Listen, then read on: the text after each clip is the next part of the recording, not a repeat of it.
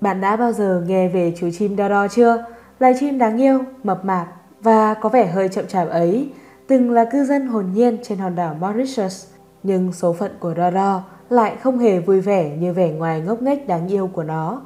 Câu chuyện thường kể rằng Dodo đã bị người Hà Lan ăn đến tuyệt chủng vì quá hiền lành, chẳng biết phòng vệ. Nhưng có thật như vậy không?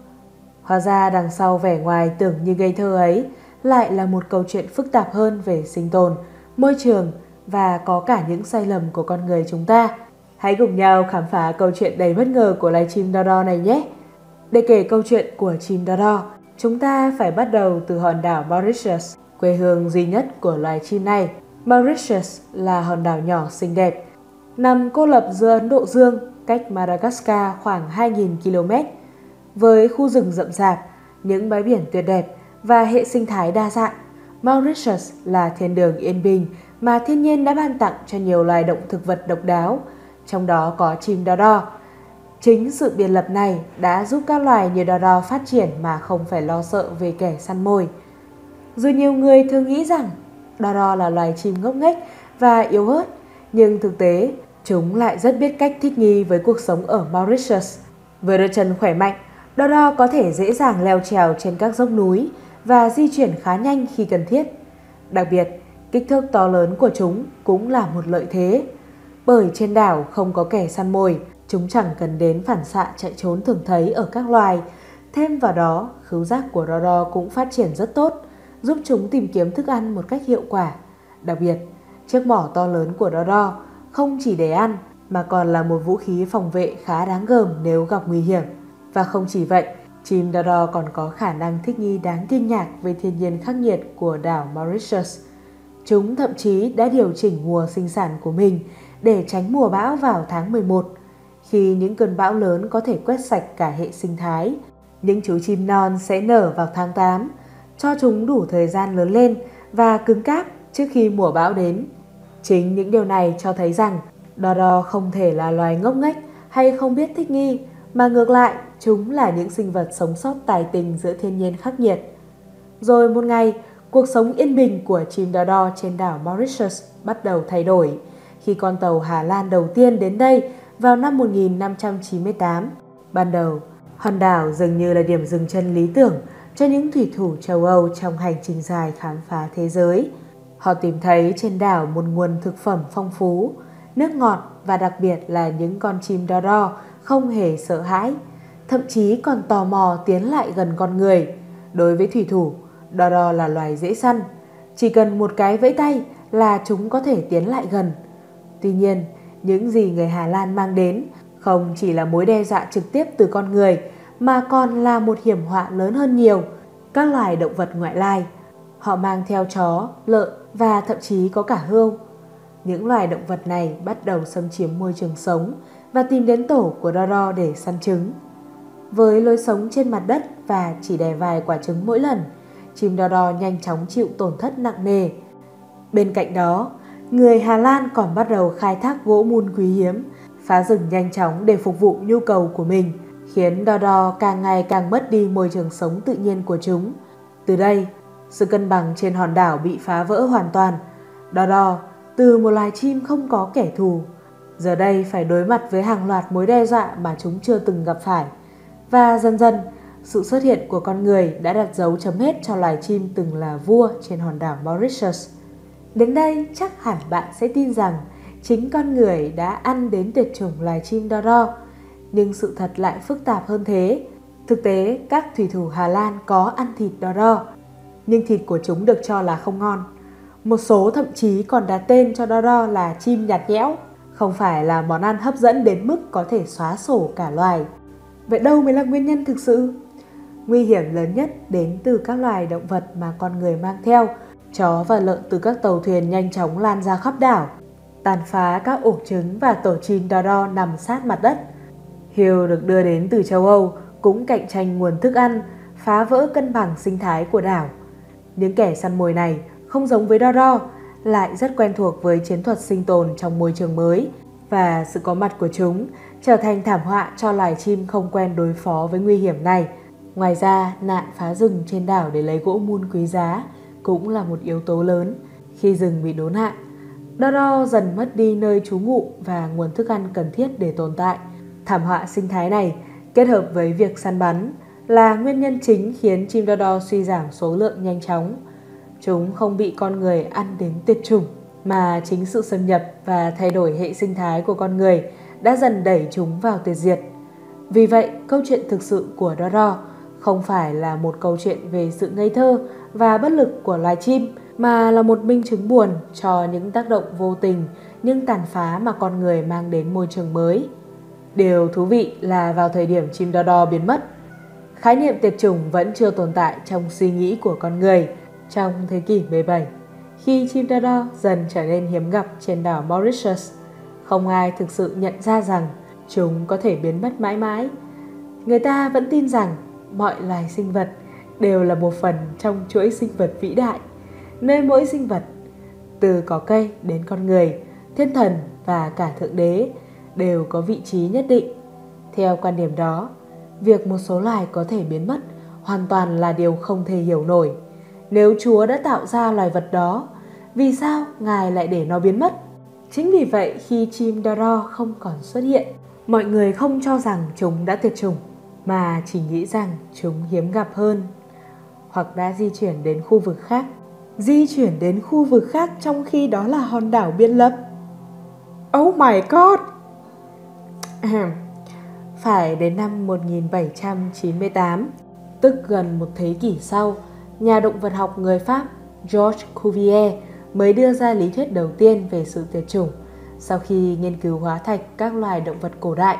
Phát hiện này gây chấn động giới khoa học và mở ra cái nhìn hoàn toàn mới về sự biến mất của các loài sinh vật. Nhờ sự khám phá này, chim Dodo trở thành một trong những ví dụ đầu tiên về một loài động vật đã được ghi nhận nhưng không còn tồn tại trong tự nhiên, và từ đó sự tuyệt chủng của Dodo được nhắc đến như một lời cảnh báo rằng con người thực sự có khả năng xóa sổ một loài sinh vật, và rằng một khi đã mất đi, chúng không thể trở lại. Thất bại của tiến hóa. Về sau, hình ảnh của chim Dodo trở nên méo mó qua những mô tả sai lệch, phần lớn là từ những mẫu vật và tranh vẽ được đưa về châu Âu. Nhiều mẫu chim Dodo được nhồi bông và bị nhồi nhét quá mức, khiến chúng trông béo phì và vụng về. Những bức vẽ phác họa Dodo cũng không chính xác, thể hiện chúng như một sinh vật lù đù, chậm chạp. Ngoài ra, khi một số mẫu chim Dodo được nuôi trong điều kiện không tự nhiên, bị cho ăn quá mức với thức ăn không phù hợp, chúng dần mang vẻ ngoài ục ịch hơn bình thường. Không chỉ vậy, đôi mắt to tròn, ngây thơ của chúng cũng góp phần vào ấn tượng rằng Dodo là một loài chim kém thông minh. Tâm lý thường thấy ở con người là gán ghép trí thông minh cho những loài có đôi mắt sắc bén như mèo và cáo, trong khi các loài có đôi mắt tròn lại dễ bị xem là ngốc nghếch. Điều này khiến Dodo càng bị hiểu sai và bị coi như là loài chim ngờ nghệch, không biết thích nghi. Khi thuyết tiến hóa của Darwin trở nên nổi tiếng, chim Dodo được xem như biểu tượng của một loài đã không thích nghi nổi và phải chịu cảnh tuyệt chủng. Dù thực tế, Dodo là loài sống rất phù hợp trong môi trường Mauritius trước khi có con người. Những câu chuyện và hình ảnh sai lệch đã tạo nên một huyền thoại không công bằng. Kết quả là Dodo bị gắn liền với hình ảnh thất bại của tiến hóa, thay vì là một sinh vật từng thống trị thế giới của riêng mình. Câu chuyện của Dodo nhắc nhở chúng ta về trách nhiệm bảo vệ những loài sinh vật khác và về sức mạnh của con người trong việc quyết định sự sống còn của một loài. Biết đâu, nếu chúng ta rút ra được bài học từ Dodo, thì sẽ có nhiều loài hơn được bảo vệ, nhiều hệ sinh thái được gìn giữ hơn, và câu chuyện buồn của Dodo sẽ không lặp lại với những loài khác. Đọc xong mới thấy ngưỡng mộ sức sống của loài chim kiwi khi đến bây giờ chúng nó còn chưa tuyệt chủng.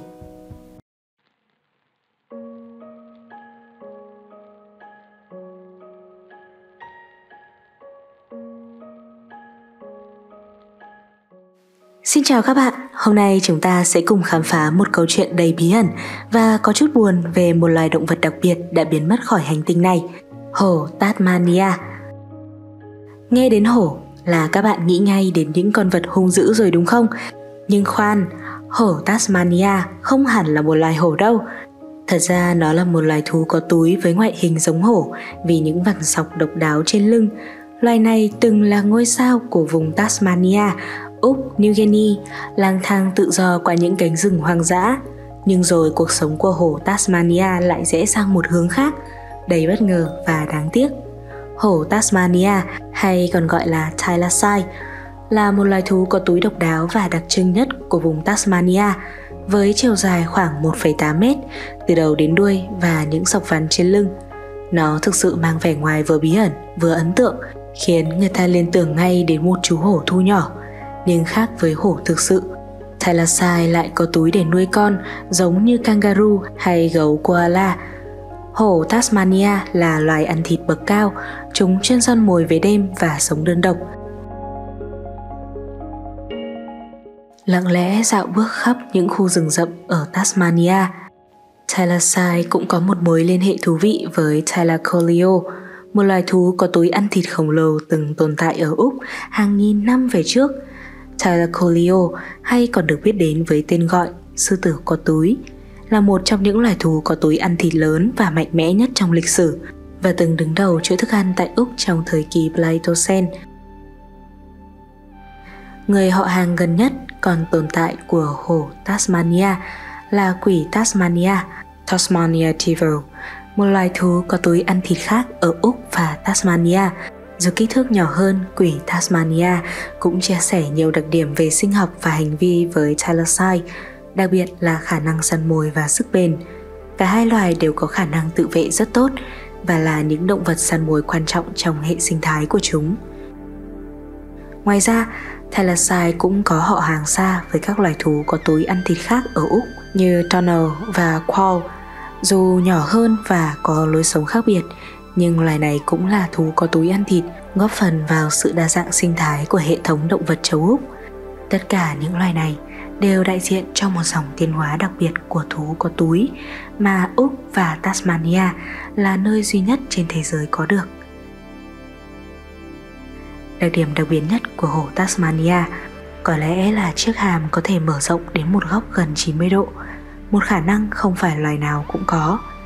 Nhờ vào bộ hàm khỏe và đôi chân linh hoạt, chúng là những kẻ săn mồi đầy đáng gờm trong thế giới hoang dã. Môi trường sống của hổ Tasmania chủ yếu là các khu rừng rậm rạp và đồng cỏ hoang dã trên đảo Tasmania, nơi có khí hậu mát mẻ và cảnh quang đa dạng.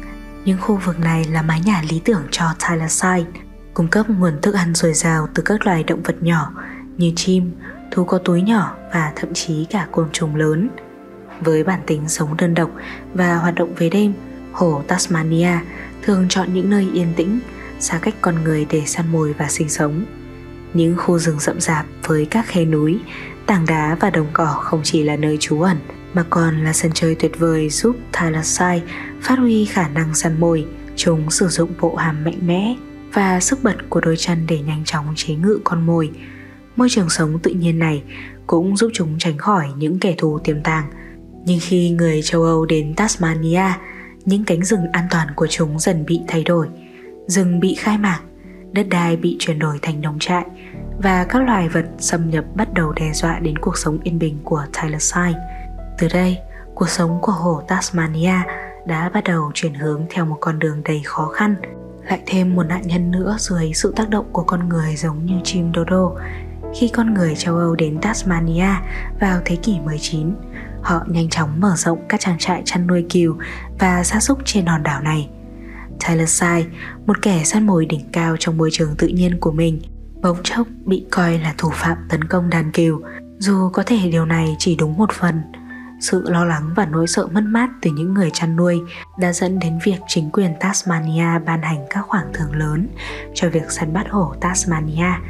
Trong vài thập kỷ, hàng nghìn con thylacine đã bị săn lùng và giết hại không thương tiếc. Bên cạnh áp lực từ con người, hổ Tasmania còn phải đối mặt với các mối đe dọa từ những loài động vật ngoại lai như chó dingo. Chúng cạnh tranh nguồn thức ăn và có thể trực tiếp tấn công thylacine. Nạn phá rừng để lấy đất làm nông nghiệp cũng làm mất đi môi trường sống tự nhiên, khiến thylacine ngày càng suy yếu vì thiếu nơi trú ngụ và nguồn thức ăn. Thêm vào đó, hổ Tasmania có tập tính sinh sản chậm. Mỗi lần sinh sản chỉ có 1 hoặc 2 con non. Điều này khiến việc phục hồi quần thể gần như là bất khả thi khi số lượng bị suy giảm nhanh chóng. Những nỗ lực bảo vệ hổ Tasmania chỉ thật sự được chú ý khi đã quá muộn. Đầu thế kỷ 20, khi số lượng thylacine giảm sút nghiêm trọng, một số nhà khoa học và những người bảo tồn đã bắt đầu nhận ra mức độ nghiêm trọng của vấn đề. Các lời kêu gọi chấm dứt việc săn bắn và bảo vệ hổ Tasmania bắt đầu xuất hiện. Và vào năm 1936, chính phủ Tasmania đã chính thức đưa ra luật cấm săn bắt loài này. Thế nhưng, biện pháp này đến quá muộn, vì lúc đó số lượng hổ Tasmania trong tự nhiên đã giảm đến mức gần như không thể phục hồi. Con thylacine cuối cùng bị ghi nhận đã chết vào năm 1936 tại sở thú Hobart, đánh dấu sự kết thúc của một loài thú có túi độc đáo và biểu tượng của đảo Tasmania. Các tổ chức bảo tồn sau này cũng cố gắng tìm cách bảo vệ các mẫu vật còn sót lại và thu thập thông tin về hổ Tasmania, nhưng chúng chỉ có ý nghĩa khoa học hơn là bảo tồn. Hình ảnh, tranh vẽ và các mẫu vật còn lại trong bảo tàng trở thành những chứng tích cuối cùng về một loài đã biến mất. Sự ra đi của thylacine nhanh chóng trở thành bài học cảnh tỉnh cho thế giới về hậu quả của việc khai thác không kiểm soát và sự thiếu hụt những nỗ lực bảo vệ kịp thời. Ngày nay, hổ Tasmania trở thành một biểu tượng cho cuộc đấu tranh bảo tồn đa dạng sinh học. Những dự án bảo tồn loài trên khắp thế giới đã được đẩy mạnh hơn nhờ vào bài học từ sự tuyệt chủng của thylacine. Các nhà khoa học còn thử áp dụng công nghệ nhân bản để cố gắng hồi sinh thylacine từ các mẫu DNA còn sót lại, dù khả năng thành công còn rất mờ nhạt. Dẫu không thể thay đổi quá khứ, nhưng những nỗ lực này hy vọng sẽ giúp chúng ta bảo vệ tốt hơn những loài động vật khác, để không một loài nào phải chịu chung số phận với hổ Tasmania.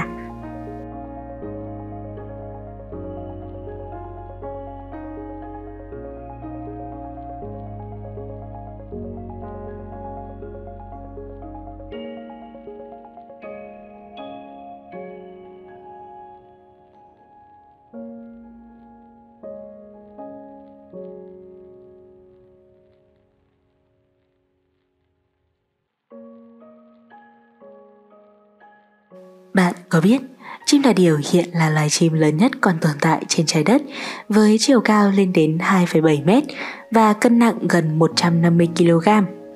Chim Amu của Úc cũng khá khủng, cao khoảng 2 mét và nặng chừng 60 kg. Và đừng quên đà điểu châu Phi, kẻ chạy nhanh nhất trong họ nhà chim. Nhưng khi nói đến những kẻ khổng lồ của thế giới loài chim, những loài này vẫn chỉ là hậu duệ nhỏ bé so với một huyền thoại đã biến mất, chim moa. Với một số loài moa có thể cao tới đến hơn 3 mét và nặng xấp xỉ 230 kg. Loài chim không biết bay này từng làm chủ những khu rừng rậm rạp ở New Zealand. Thế nhưng, cuộc sống của moa không chỉ có màu xanh tươi mát của rừng cây và những cành lá ngon lành, mà còn là câu chuyện đầy bi kịch về sự tuyệt chủng. Hãy cùng khám phá hành trình từ những bước đi oai hùng đến sự biến mất đầy tiếc nuối của loài chim khổng lồ này nhé. Chim moa, giống như nhiều loài khác, lần đầu tiên mình biết đến cái tên chim moa là qua bộ phim hoạt hình Doraemon, Nobita và Vương quốc trên mây. Trong bộ phim này, nhóm bạn của Nobita với trí tưởng tượng bay bổng và lòng khao khát phiêu lưu đã đến một vương quốc trên mây, một thế giới kỳ ảo nơi các động vật cổ đại tưởng chừng đã bị tuyệt chủng, bao gồm cả chim moa, vẫn tồn tại và sinh sống. Chim moa là một trong những loài chim lớn nhất từng tồn tại trên trái đất, với một số loài có thể cao tới hơn 3 mét và nặng đến 230 kg, vượt trội cả những loài chim lớn nhất hiện nay như đà điểu hay emu. Đặc biệt, moa là loài chim không có cánh, ngay cả một cái cánh bé nhỏ xinh xinh cũng không hề có, khác hoàn toàn so với những loài chim không biết bay khác. Thay vào đó, chúng sở hữu đôi chân khỏe mạnh và cổ dài, giúp chúng tiếp cận những cành cây cao để tìm kiếm thức ăn. Nhìn bề ngoài, moa có vẻ chậm chạp và hiền lành, nhưng với kích thước khổng lồ và bộ móng vuốt chắc chắn, chúng là những người khổng lồ hiền hòa đáng nể. Moa là một loài ăn thực vật, với khẩu phần chủ yếu là lá cây, trái chín và cành non. Chúng là đại diện cho một dòng tiến hóa đặc biệt của các loài chim không biết bay, với cấu trúc cơ thể hoàn toàn thích nghi để sống một cuộc đời đường hoàng trên mặt đất thay vì phải bay lượn. Môi trường sống: Moa sinh sống chủ yếu trong các khu rừng rậm rạp và thảo nguyên của New Zealand, một vùng đất biệt lập hoàn toàn với phần còn lại của thế giới. Nhờ sự tách biệt này, Moa phát triển mà không gặp phải áp lực từ các loài săn mồi lớn. Các loài Moa, từ loại có kích thước nhỏ đến những người khổng lồ cao tới 3 mét, đều phân bố rộng khắp các loại môi trường khác nhau trên đảo, từ rừng mưa ẩm ướt đến vùng đồng cỏ thoáng đãng. Ở những cánh rừng rậm rạp, Moa tận dụng chiều cao của mình để vươn tới những ngọn lá cây cao, trong khi các loài nhỏ hơn len lỏi tìm kiếm thức ăn trên mặt đất. Hệ sinh thái tự nhiên của New Zealand từng là một môi trường lý tưởng, cung cấp đầy đủ nguồn thức ăn và nơi trú ẩn cho Moa, những khu rừng nơi Moa sinh sống, và cũng có ít loài động vật cạnh tranh cho phép chúng phát triển và lan rộng. Tuy nhiên, sự yên bình này chỉ tồn tại cho đến khi con người xuất hiện. Vâng, lại là con người, again, như một nhân vật phản diện thường xuất hiện ở trong một câu chuyện, mang theo những thay đổi lớn về môi trường sống và hệ sinh thái. Sự khai thác của con người không chỉ làm thu hẹp môi trường sống của Moa, mà còn làm biến đổi toàn bộ cấu trúc của các khu rừng và thảo nguyên, khiến loài chim khổng lồ này dần mất đi chỗ đứng của mình trong thế giới tự nhiên. Tuyệt chủng: Khi những người Maori đầu tiên đến New Zealand vào khoảng thế kỷ 13, chim Moa đột ngột đối mặt với một mối đe dọa chưa từng có: con người. Với kích thước khổng lồ và bản tính hiền lành, Moa trở thành nguồn thực phẩm lý tưởng cho những người định cư mới. Không giống như chim Dodo bị hắt hủi, bị cho là thịt nhạt tuệt, người Maori phát triển các kỹ thuật săn Moa hiệu quả và thường tổ chức những cuộc săn lớn để cung cấp thịt cho cả cộng đồng, cùng với việc sử dụng xương của chúng để làm công cụ và vũ khí. Săn Moa nhanh chóng trở thành vật phẩm quan trọng trong văn hóa và đời sống của người Maori. Tuy nhiên, việc săn bắn không kiểm soát đã tạo ra áp lực lớn lên quần thể Moa vốn có tốc độ sinh sản chậm, và chúng không thể phục hồi trước tốc độ săn bắn liên tục. Chỉ trong vòng vài thế kỷ, số lượng Moa giảm sút nghiêm trọng và dần dần chúng biến mất hoàn toàn khỏi các khu rừng và đồng cỏ New Zealand. Đến khoảng thế kỷ 15, Moa chính thức tuyệt chủng.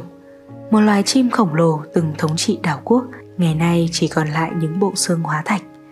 Sự tuyệt chủng của Moa không chỉ là một mất mát lớn đối với hệ sinh thái, mà còn đánh dấu lần đầu tiên một loài chim khổng lồ biến mất hoàn toàn do tác động trực tiếp của con người.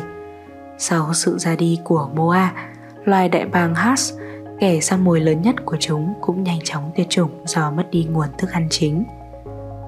Và đây là một số fact thú vị về chim Moa để chúng ta hiểu thêm về loài chim khổng lồ này. Dù có kích thước vượt trội, Moa là một trong số ít những loài chim không có cánh. Một cái cánh nhỏ xíu xíu xíu thôi cũng không hề có. Các nhà khoa học cho rằng điều này là do Moa đã sống quá lâu trên một hòn đảo không có động vật ăn thịt lớn, khiến chúng hoàn toàn phát triển để sống trên mặt đất mà không cần bay lượn hay thoát thân. Một điểm thú vị khác là bộ xương của Moa cho thấy chúng có thể đã có một giọng gọi rất trầm và vang vọng, có lẽ giống như tiếng gầm nhẹ. Các nhà khoa học tin rằng âm thanh này giúp chúng giao tiếp với nhau qua khoảng cách lớn trong rừng rậm.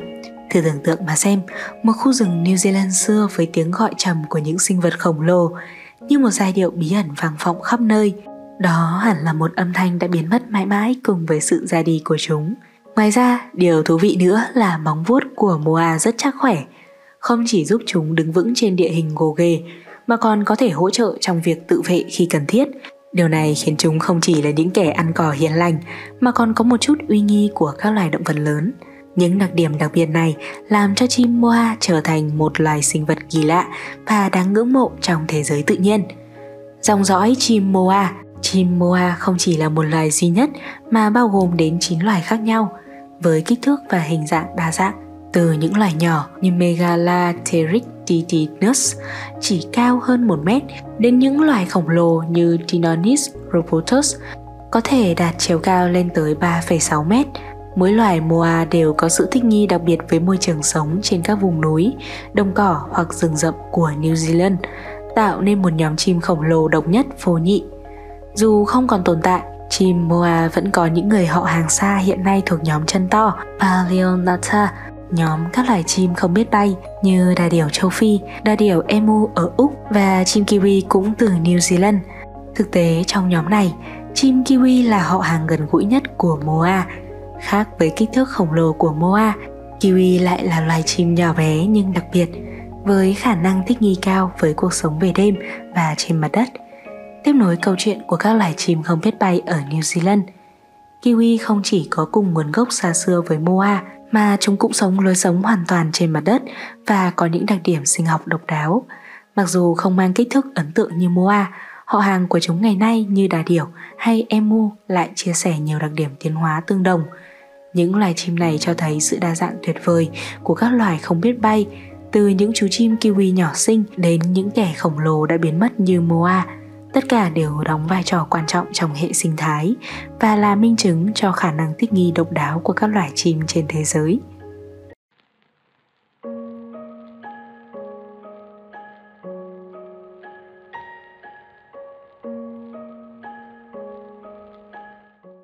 Hãy thử tưởng tượng nhé, lênh đênh trên vùng biển lạnh giá, mơ màng về một chút phép màu giữa biển cả hoang vu.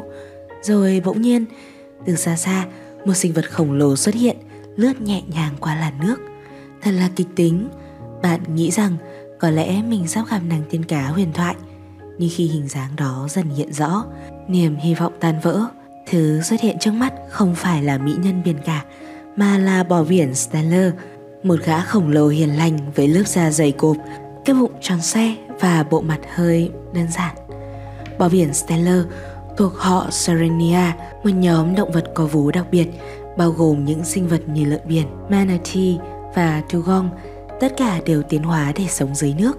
Hàng triệu năm trước, tổ tiên của họ Sirenia là những động vật sống trên cạn, có kích thước trung bình và di chuyển chủ yếu bằng 4 chi. Tuy nhiên, khi môi trường sống thay đổi và cạnh tranh gia tăng, những sinh vật này bắt đầu tiến hóa để thích nghi với cuộc sống dưới nước, nơi có nguồn thức ăn dồi dào là các loài thực vật thủy sinh. Một trong những thay đổi lớn nhất trong quá trình tiến hóa của bò biển Stellar và các loài họ Sirenia là sự biến đổi của 4 chi thành các chi thích nghi hoàn toàn với việc bơi lội. Hai chân trước dần biến đổi thành vây, giúp chúng dễ dàng di chuyển và lướt qua các dòng nước. Hai chân sau, ngược lại, teo đi và gần như biến mất, chỉ để lại một vết tích nhỏ, làm cho cơ thể chúng trở nên hoàn toàn thích hợp cho việc sống dưới nước. Lớp da của bò biển Stellar cũng là kết quả của quá trình tiến hóa dài lâu. Da của chúng dày đến 10 cm, không chỉ giúp giữ nhiệt mà còn tạo ra lớp bảo vệ chắc chắn, giúp chúng chịu đựng được nhiệt độ lạnh giá của vùng biển Bering. Lớp mỡ dày dưới da là một trong những đặc điểm nổi bật của chúng, giúp chúng giữ ấm và nổi dễ dàng trong làn nước lạnh. Về chế độ ăn uống, bò biển Stellar tiến hóa để trở thành loài ăn thực vật thủy sinh hoàn toàn. Bộ hàm lớn và răng phẳng giúp chúng dễ dàng nhai và tiêu hóa tảo bẹ, một trong những nguồn thức ăn chính của chúng. Trong khi nhiều loài động vật biển khác săn bắt cá và động vật nhỏ, bò biển Stellar phát triển một chiến lược sinh tồn hòa bình, tập trung vào việc ăn tảo bẹ và rong biển ở các vùng nước nông. Điều này không chỉ giúp chúng thích nghi tốt với môi trường sống, mà còn khiến chúng trở thành một phần không thể thiếu trong hệ sinh thái biển, duy trì sự cân bằng của hệ thống thực vật thủy sinh. Một đặc điểm tiến hóa đáng chú ý khác là bò biển Stellar đã phát triển một bản năng xã hội và hiền lành. Chúng thường sống thành đàn nhỏ. Điều này không chỉ giúp chúng tìm kiếm thức ăn hiệu quả hơn, mà còn bảo vệ lẫn nhau trong một môi trường không có kẻ săn mồi lớn. Sự hiền lành này cũng đồng nghĩa với việc chúng không có bản năng tự vệ trước con người, và điều này trở thành điểm yếu lớn khi chúng đối mặt với sự săn bắt từ thương nhân châu Âu vào thế kỷ 18. Trải qua hàng triệu năm tiến hóa, bò biển Stellar đã phát triển để trở thành những sinh vật khổng lồ nhưng ôn hòa, thích nghi tốt với cuộc sống dưới biển. Tuy nhiên, chính sự thích nghi đó cùng với bản tính hiền lành đã không thể giúp chúng tồn tại khi con người xuất hiện, kết thúc một chặng đường tiến hóa dài với sự tuyệt chủng chỉ trong vòng chưa đầy 3 thập kỷ sau khi loài này được phát hiện. Vào năm 1741, trong chuyến thám hiểm nổi tiếng do nhà thám hiểm người Nga Vitus Bering dẫn đầu, bò biển Stellar lần đầu tiên được biết đến và ghi chép bởi nhà tự nhiên học người Đức Georg Wilhelm Steller. Chuyến đi này vốn dĩ có mục đích tìm hiểu và xác nhận sự tồn tại của một lối đi biển mới nối liền châu Á và Bắc Mỹ. Tuy nhiên, không may là đoàn thám hiểm đã gặp nạn trong thời gian họ khám phá vùng biển Bering. và con tàu của họ bị mắc kẹt trên một hòn đảo hoang vắng mà sau này được gọi là đảo Bering. Trong thời gian bị mắc kẹt trên đảo lạnh giá, Steller đã có cơ hội quan sát và nghiên cứu các loài động vật chưa từng được biết đến trước đây, bao gồm một sinh vật biển khổng lồ mà ông sau này đặt tên là bò biển Steller. Đó là một sinh vật to lớn, thân thiện, thường di chuyển chậm rãi giữa những vùng nước nông đầy tảo vẹ. Bò biển Steller có thể dài tới 9 mét và nặng tới 10 tấn, với lớp da dày cộp để bảo vệ nó khỏi cái lạnh khắc nghiệt của biển Bering. Nhờ vào lớp mỡ dày và bộ lông ngắn, bò biển Steller hoàn toàn thích nghi với điều kiện sống khắc nghiệt ở vùng biển lạnh. Steller đã rất ấn tượng với tập tính sinh hoạt của loài này. Ông mô tả rằng bò biển Steller có tính cách hiền lành và sống thành từng nhóm nhỏ, đặc biệt là hoàn toàn không sợ con người. Chúng sống bằng cách ăn tảo và rong biển, giúp duy trì sự cân bằng sinh thái của vùng biển này. Mặc dù bò biển Steller có kích thước khổng lồ, chúng không có bất kỳ biện pháp phòng vệ nào khiến chúng dễ dàng trở thành mục tiêu cho những ai muốn tìm kiếm nguồn thực phẩm. Steller đã ghi chép tỉ mỉ về đặc điểm sinh học, hành vi và thói quen của loài bò biển này. Những ghi chép của ông trở thành nguồn tư liệu quý giá duy nhất còn lại về bò biển Steller, khi mà chỉ trong vòng chưa đầy 30 năm sau khi được phát hiện, loài vật này đã bị săn bắt đến mức tuyệt chủng. Steller không ngờ rằng những dòng chữ mà ông viết ra trên đảo Bering lại là những chứng cứ cuối cùng về một loài động vật khổng lồ của đại dương, loài đã biến mất vĩnh viễn chỉ vì sự xuất hiện của con người. Sau khi được Georg Wilhelm Steller phát hiện vào năm 1741, loài bò biển Steller nhanh chóng trở thành mục tiêu săn bắt của các thủy thủ có lớp mỡ dày dùng để làm dầu đốt và da dày để làm vật liệu chống lạnh trong các vùng biển lạnh giá. Tuy nhiên, chính sự hiền lành và kích thước đồ sộ của bò biển Steller lại là điểm yếu lớn nhất của chúng. Bò biển Steller không có bản năng tự vệ và cũng không sợ hãi con người. Chúng thường sống thành đàn nhỏ và bơi chậm rãi giữa các vùng nước nông, nơi có nhiều tảo bẹ, nguồn thức ăn chính của chúng. Khi các thủy thủ đến gần, chúng không có phản ứng bỏ chạy hay tìm cách tránh xa, mà chỉ tiếp tục bơi lội và kiếm ăn như bình thường. Điều này khiến chúng trở thành mục tiêu dễ dàng cho những cuộc săn bắt quy mô lớn. Những đoàn thám hiểm và các đội thợ săn sau đó đã ồ ạt đến vùng biển Bering để săn bắt bò biển Steller nhằm tận dụng nguồn tài nguyên dồi dào từ thịt và mỡ của chúng. Chỉ trong vòng 2 thập kỷ, số lượng bò biển Steller đã suy giảm nghiêm trọng do săn bắt quá mức. Khi những người thợ săn nhận ra số lượng bò biển bắt đầu cạn kiệt, chúng gần như đã biến mất hoàn toàn. Đến năm 1768, chỉ 27 năm sau khi được phát hiện và mô tả bởi Steller, con bò biển Steller cuối cùng đã bị giết.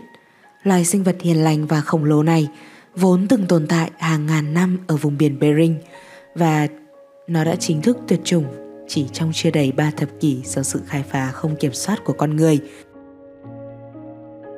Sự tuyệt chủng của bò biển Steller là một minh chứng rõ ràng về việc con người có thể làm cạn kiệt một loài động vật lớn nhanh đến mức nào khi không có các biện pháp bảo vệ và duy trì bền vững.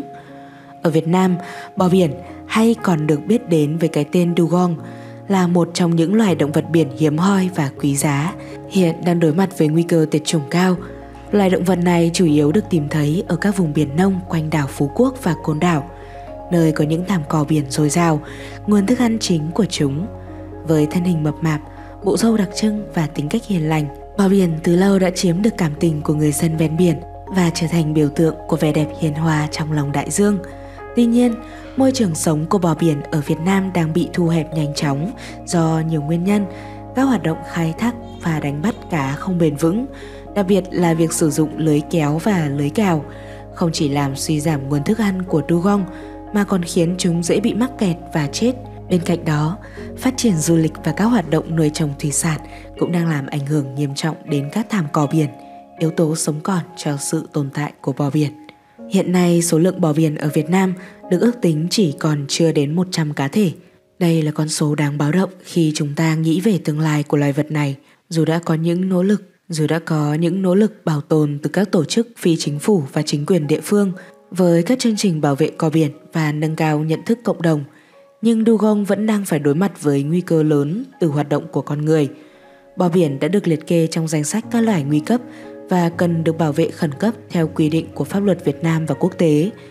Nhưng nếu không có những hành động quyết liệt và dài hạn, viễn cảnh về một Việt Nam không có dugong có thể sẽ trở thành hiện thực trong tương lai gần.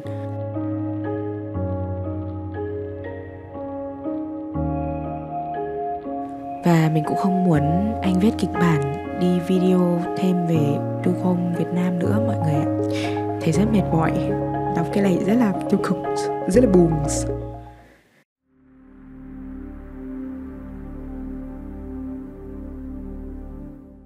Chúng ta đều từng nghe về những chú bồ câu đưa thư anh hùng trong chiến tranh đúng không? Những sinh vật nhỏ bé bay qua bom đạn mang theo hy vọng của hàng triệu con người. Nhưng bạn có bao giờ nghĩ đến việc những chú bồ câu ấy cũng chết thảm, không chỉ vì chiến tranh mà còn vì chính con người? Thì bồ câu đưa thư có thể là anh hùng, nhưng bồ câu viễn khách, loài họ hàng xa của chúng, lại chẳng may mắn đến thế. Với số lượng từng lên tới hàng tỷ con, bồ câu viễn khách từng là người đưa thư của thiên nhiên, giúp phát tán hạt giống khắp nơi. Thế nhưng chúng không được vinh danh như bồ câu đưa thư, mà lại bị săn lùng không thương tiếc đến tuyệt chủng. Vậy chuyện gì đã xảy ra với loài chim từng che kín cả bầu trời này? Hãy cùng mình lần lại câu chuyện bi thương nhưng không kém phần thú vị của bồ câu viễn khách. Bồ câu viễn khách, hay còn gọi là passenger pigeon, từng là một trong những loài chim ấn tượng và đông đảo nhất ở Bắc Mỹ. Vào thế kỷ 19, chúng chiếm lĩnh bầu trời với số lượng khổng lồ, ước tính từ 3 đến 5 tỷ con. Để dễ hình dung, số lượng này đủ để mỗi người trên trái đất lúc bấy giờ sở hữu ít nhất một chú bồ câu viễn khách. Loài chim này sống theo bầy đàn khổng lồ, có lúc đàn của chúng dài tới 500 km, che kín cả bầu trời và mất hàng giờ để bay qua. Bồ câu viễn khách sở hữu vóc dáng mảnh mai với chiều dài khoảng 30 đến 40 cm. Bộ lông của chúng nổi bật với màu xám mềm mại, kết hợp cùng ngực hồng cam, tạo nên vẻ ngoài duyên dáng. Nhưng đừng để vẻ ngoài này đánh lừa bạn. Chúng là những tay bay cừ khôi với tốc độ đạt tới 100 km/h, giúp chúng dễ dàng di chuyển qua những cánh rừng rậm rạp hay vùng đồng bằng mênh mông để kiếm ăn. Nguồn thức ăn chính của bồ câu viễn khách là các loại hạt, đặc biệt là hạt sồi, cùng với các quả mọng và các loài thực vật khác. Chúng đóng vai trò quan trọng trong hệ sinh thái khi giúp phát tán hạt giống, góp phần duy trì sự đa dạng sinh học của các khu rừng Bắc Mỹ. Đặc biệt, tập tính bầy đàn lớn của chúng không chỉ giúp bảo vệ nhau khỏi kẻ thù mà còn tạo nên những hiện tượng thiên nhiên hùng vĩ khiến con người không thể rời mắt. Nhưng mặc dù từng là loài chim thống trị bầu trời Bắc Mỹ, bồ câu viễn khách lại có một kết cục bi thảm. Loài bồ câu viễn khách đã từng tồn tại từ hàng triệu năm trước, nhưng mãi đến khi người châu Âu đặt chân đến Bắc Mỹ, chúng mới bắt đầu được ghi nhận một cách hệ thống. Được ghi chép đầu tiên về bồ câu viễn khách xuất hiện vào thế kỷ 16, khi các nhà thám hiểm châu Âu kinh ngạc trước cảnh tượng những đàn chim khổng lồ bay qua bầu trời. Những đàn chim này đông đến mức, theo một cuốn sổ ghi chép, chúng có thể che phủ ánh sáng mặt trời và làm tối sầm cả bầu trời trong nhiều giờ liền. Các nhà thực dân ban đầu nhanh chóng nhận ra sự phổ biến của bồ câu viễn khách. Với tập tính sống theo bầy đàn khổng lồ và thường xuyên đậu tại các khu rừng giàu thực phẩm, chúng rất dễ bị con người tiếp cận và khai thác. Một trong số những đặc điểm khiến chúng trở nên nổi bật chính là khả năng bay với số lượng lớn để di cư, tạo nên hiện tượng thiên nhiên ngoạn mục. Điều này khiến loài chim này không chỉ gây ấn tượng mạnh về thị giác mà còn khiến chúng trở thành đối tượng chú ý của các nhà tự nhiên học thời kỳ đầu. Một trong những ghi chép quan trọng về bồ câu viễn khách đến từ nhà tự nhiên học nổi tiếng John James Audubon, người đã mô tả chi tiết về tập tính sinh hoạt của chúng trong tác phẩm nổi tiếng The Bird of America vào đầu thế kỷ 19. Ông ghi lại rằng đàn bồ câu viễn khách lớn đến mức khi chúng đậu xuống một khu rừng, cành cây có thể gãy vì sức nặng và đất bên dưới trở thành một thảm phân chim. Những hình ảnh này không chỉ gây ấn tượng mạnh mẽ về sự đông đúc của loài chim mà còn cho thấy chúng từng là một phần không thể thiếu trong hệ sinh thái Bắc Mỹ. Bồ câu viễn khách còn nhanh chóng được khai thác làm nguồn thực phẩm. Đối với người dân định cư đầu tiên và các thủy thủ, chúng là nguồn thịt rẻ tiền, dễ săn bắt và có thể bảo quản lâu dài. Điều này mở ra một chương mới trong mối quan hệ giữa con người và loài chim đặc biệt này, một mối quan hệ mà cuối cùng đã dẫn đến sự diệt vong của chúng. Nhưng tại thời điểm ban đầu khi chúng được ghi nhận, bồ câu viễn khách không chỉ được xem như một kỳ quan tự nhiên mà còn là biểu tượng của sự giàu có và phong phú của vùng đất Bắc Mỹ hoang sơ. Sự phổ biến và ấn tượng ban đầu về loài chim này dường như đã khiến con người nghĩ rằng chúng sẽ tồn tại mãi mãi. Và không có gì là mãi mãi cả, nhất là khi con người đã xuất hiện. Bồ câu viễn khách từng sống trải rộng khắp Bắc Mỹ, từ miền Nam Canada xuống tận các bang miền Nam Hoa Kỳ. Chúng thích nghi với nhiều loại môi trường khác nhau, từ các khu rừng giàu thực vật ở phía đông đến các vùng đồng bằng rộng lớn. Miễn là nơi đó có nguồn thức ăn dồi dào, loài chim này đặc biệt ưa thích những khu rừng sồi và cây rẻ, nơi cung cấp hạt sồi, quả mọng và các loại thực phẩm chính trong chế độ ăn của chúng. Khi đến mùa sinh sản, bồ câu viễn khách tập trung thành những khu vực làm tổ khổng lồ, gọi là rookery, thường chiếm hàng trăm km vuông rừng. Những khu vực này có mật độ chim dày đặc đến mức mỗi cây có thể chứa hàng chục tổ, và mặt đất bên dưới trở thành một tấm thảm của trứng rơi và phân chim. Đây không chỉ là những trung tâm sinh sản quan trọng, mà còn là nguồn sống cho hệ sinh thái xung quanh, khi các loài động vật khác, từ cáo, gấu cho đến các loài chim khác, dựa vào trứng và chim non làm thức ăn. Tuy nhiên, khi làn sóng thực địa hóa của người châu Âu bắt đầu lan rộng đến Bắc Mỹ, môi trường sống tự nhiên của bồ câu viễn khách bắt đầu bị tàn phá nghiêm trọng. Các khu rừng giàu tài nguyên, vốn là nơi trú ngụ và làm tổ của chúng, bị đốn hạ để phục vụ cho nông nghiệp, xây dựng và công nghiệp hóa. Đặc biệt, việc khai thác gỗ để phục vụ ngành đóng tàu và làm nguyên liệu đã khiến nhiều khu rừng biến mất chỉ trong vài thập kỷ. Quá trình thực địa hóa cũng mang theo những thay đổi lớn trong hệ sinh thái. Khi người châu Âu đưa vào Bắc Mỹ các loài động vật như lợn, gà và gia súc, sự cạnh tranh về nguồn thức ăn và không gian sống trở nên gay gắt. Các loài động vật này không chỉ chiếm mất thức ăn mà còn gây áp lực lên các hệ sinh thái, làm xáo trộn sự cân bằng vốn đã ổn định từ hàng ngàn năm. Vào thế kỷ 19, bồ câu viễn khách trở thành nguồn thực phẩm phổ biến và rẻ tiền ở Bắc Mỹ. Thịt của chúng không chỉ cung cấp cho tầng lớp lao động mà còn được dùng để nuôi gia súc. Việc săn bắn trở nên dễ dàng nhờ tập tính sống bầy đàn khổng lồ của chúng. Chỉ cần tìm thấy một đàn chim đậu xuống khu rừng hoặc đồng cỏ, thợ săn có thể giết hàng ngàn con trong một ngày bằng súng, lưới và bẫy. Một số chiến thuật săn bắt thậm chí còn rất tàn nhẫn. Người ta dùng chim mồi sống, buộc chúng vào cây để thu hút đàn bồ câu khác, hoặc đốt khói dưới các tổ chim để ép chúng bay xuống đất. Các khu bồ câu viễn khách ngày càng khó tìm đủ thức ăn để duy trì số lượng. Mất môi trường sống cũng khiến chúng mất đi những nơi trú ngụ an toàn, dễ bị tấn công bởi các loài săn mồi mới, bao gồm cả con người. Đến giữa thế kỷ 17, số lượng bồ câu viễn khách đã giảm nghiêm trọng. Với tập tính sống bầy đàn lớn, khi số lượng cá thể suy giảm dưới một mức nhất định, chúng không thể duy trì được khả năng sinh sản hiệu quả. Tập tính này vốn từng giúp chúng sống sót trước các loài săn mồi tự nhiên, giờ lại trở thành một yếu tố khiến chúng dễ bị tổn thương trước áp lực từ con người. Những nỗ lực bảo tồn xuất hiện quá muộn và thiếu hiệu quả. Một số nhà tự nhiên học đã cố gắng đưa ra cảnh báo, nhưng vào thời điểm đó, nhiều người vẫn tin rằng bồ câu viễn khách là một loài vô tận, không thể bị tuyệt chủng. Vào năm 1914, con bồ câu viễn khách cuối cùng, được đặt tên là Martha, sống trong điều kiện nuôi nhốt tại vườn thú Cincinnati. Martha qua đời vào ngày 1 tháng 9 năm 1914, đánh dấu sự kết thúc của một loài từng chiếm lĩnh bầu trời Bắc Mỹ. Martha không chỉ là con bồ câu viễn khách cuối cùng mà còn trở thành biểu tượng cho sự tàn phá của con người đối với thiên nhiên. Người ta đã bảo quản thi thể của Martha để trưng bày tại Viện Smithsonian như một lời nhắc nhở đau lòng về hậu quả của sự khai thác không kiểm soát.